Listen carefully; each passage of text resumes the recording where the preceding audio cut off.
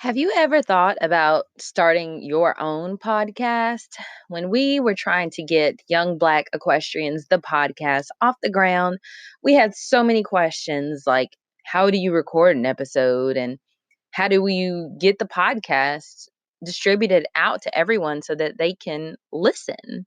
How do you even make money from podcasting? We found out that you could do that. That was something that I did not know could happen. Well, the answer to all of those questions I found on Anchor. Anchor is a one stop shop for recording, hosting, and distributing your podcast. Best of all, it is 100% free and ridiculously easy to use. And now, Anchor can match you with great sponsors who want to advertise on your podcast. That means you can get paid to podcast right away. In fact, that's what I'm doing right now by reading this ad. I love using Anchor. It's super easy to upload your podcast. It's very user friendly, has a user friendly interface, and you can even make money by doing sponsorships. So if you've always wanted to start a podcast and make money doing it, go to anchor.fm/start. That's anchor.fm/start and join me in the diverse community of podcasters already using Anchor. That's anchor.fm/start. I can't wait to hear your podcast.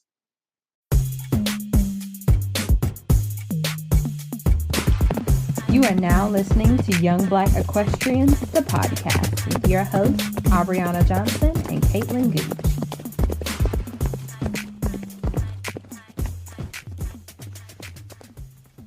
All right, so on this next episode of Young Black Equestrians, the podcast, we wanted to just talk about Saddle Up and Read, since we have had a lot of action lately. Yes. And a lot of requests and a lot of feedback about the program. So, Caitlin, what prompted you to start Saddle Up and Read?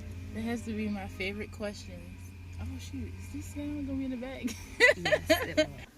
All right, now that we've moved away from the sound of the saw, what prompted you to start Saddle Up and Read? Okay, so 1 year ago, maybe less than a year ago, either way, last year, I was literally up in the middle of the night researching the literacy rates in North Carolina, which I found are very low. So then I started looking at the demographics of which they were low, and of course it was amongst children of color. So then I was like, okay, what can we do to help raise this and close the literacy gap? Because there are also a lot of adults who do not know how to read, and I don't want, the children of our future to be the same way, because being successful and knowing how to read and comprehend what you read go hand in hand. Yep, go hand in hand.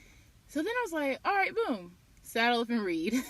I'll just use horses as an incentive to encourage kids to read and hopefully help them have a passion for reading. Because it's one thing to, read, but it's one thing to oh man, I love reading. And that's what we really need. We really, really need that, and for kids to pull away from technology sometimes. So then I was like, all right, well, where can I start? I went to Wendell Library, which is maybe 7 minutes from the farm, and I got in touch with Miss Connie. And Miss Connie thought it was an amazing idea. She made a flyer. And what we did was, for every 3 months, kids could come into the library. And if they checked out 3 or more books, they were entered into a drawing. And at the end of that month, we picked 5 names. And then she gave them a certificate, oh, you're our winner for South and Read this month. And then they got in contact with me, and they came out to the farm. They either read a book to a horse, they rode one of the horses, they groomed a horse, or some of them just fed treats to the horses. So that is how that started. I didn't know that. I didn't know that it was a contest in the library. I didn't know that's how it started out. So that's pretty cool. So how did you expand to the class visits and the trips? So this year I was like, all right, I got to do more with Saddle Up and Read because it's needed. And I was like, okay, Black History Month, let's do something for Black History Month. So let's talk about Black cowboys and Black cowgirls and Black farmers for Black History Month. So I just started contacting schools. But I think I only thought about that because one of my students at the Boys and Girls Club had a paper and it said, "Parents, we need your help. Please volunteer to read to our classroom." I was like, okay, that'd be dope. Well, what if Saddle Up and Read could do that? Mm-hmm. And so that's how that started. And I really just started calling up schools because I'm already registered as a volunteer with Wake County Public School System. And my background is in childcare, so I knew I could just do that, and they would be okay with it. Yeah.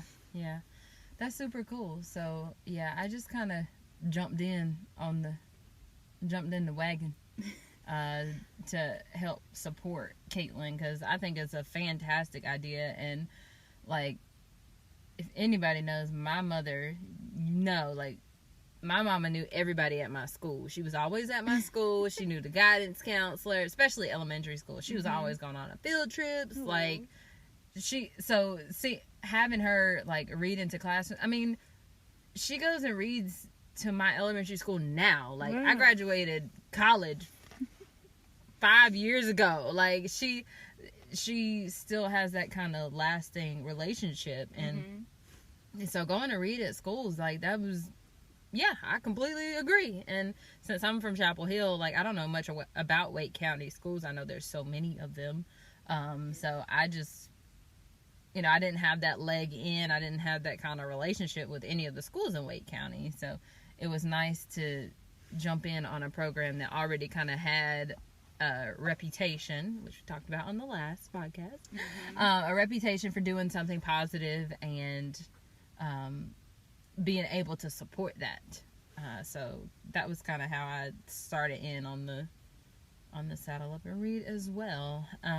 What should somebody do if they want Saddle Up and Read to come to their school? We would definitely be happy to have you. And if you want us to come to your school, please send us an email at saddleupandread@gmail.com. That would be the most, accurate way. Yeah. Because phones, we both work. Yeah. And we're both getting requests. Yes. Like, for different dates and just different times and different places. And, I mean, we both work and we have to coordinate the trip and coordinate how, like, if it's an hour away, like, we need to know kind of when we're leaving and stuff like that. So, we definitely 100% would be willing. So if you are interested, definitely send us an email, saddleupandread@gmail.com. There will be a saddleupandread.com in the future, so just wait on it. So what are your future goals for Saddle Up and Read? So many. So obviously the book tour is going to be extended throughout the year.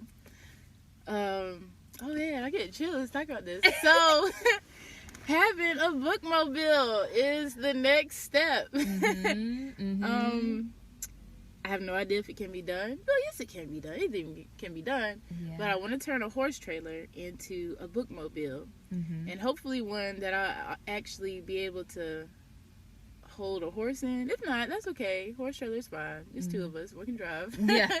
The other way. But that is my. You know who goal. can get in your bookmobile? Oh yeah. Well, we need another encore. Even if it's not a whole big horse, my little mini. I know. That's what I said, but everybody disagreed. I've seen people do that all the time. Well, they put the minis in the back. If you see me riding down 540 with a mini in the back, go on about your business. Just make sure you tag us in the picture. Right. Take your picture and go. So yes, encore can be in the bookmobile. Yes. Oh my goodness. See. So the bookmobile, and in the future, definitely maybe not a library, because I don't know, maybe not a library, but something similar. Something similar that kind of highlights, this literature that we don't have access to.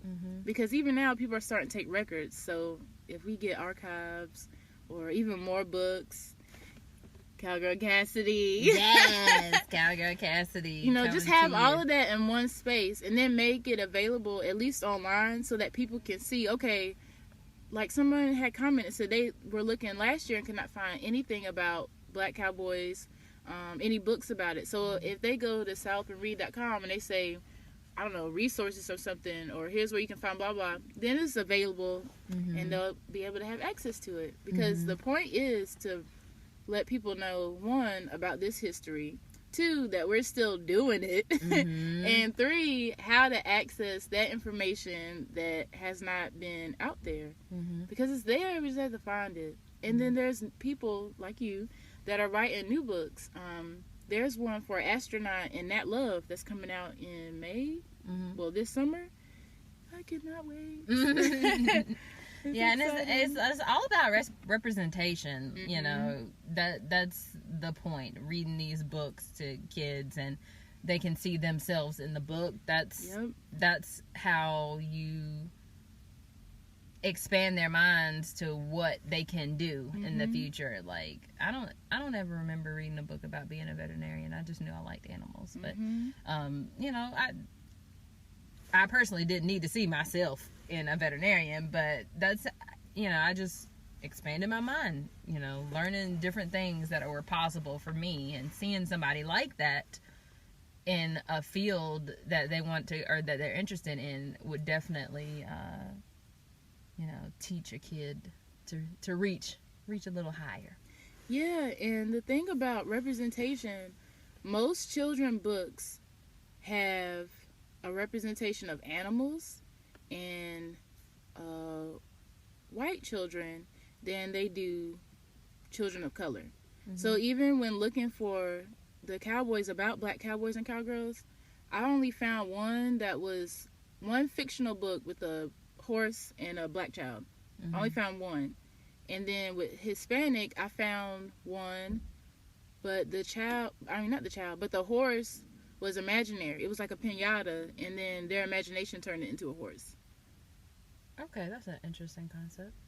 Yeah, so that's like 2 books. Yeah. 2 children's books out of the millions of children's books that there are. Right. All right, and I guess the last thing, we talked about starting a nonprofit with Saddle Up and Read. Where are we in this process? It's an idea. So we are in the very beginning stages. Yes. I've looked to see what is required. It's not a lot, but you gotta have people who know how to write, how things need to be worded. But we're in the beginning stages, and hopefully that will be something that is finished. I don't know, how long do it take? I don't know how long it takes, but we can have that done by the end of summer. Yeah. That'll definitely be done by the end of summer. Yeah. So if there's any of our listeners that have super duper experience with starting a nonprofit or continuing a nonprofit, anything that we really need to know, those things that the internet does not share, any complications, definitely feel free to shoot us a message, comment below, so that we can be prepared, as prepared as possible for what we'll experience with starting this nonprofit. Thank you so much for listening to this mini episode of Young Black Equestrians, the podcast. See you next time.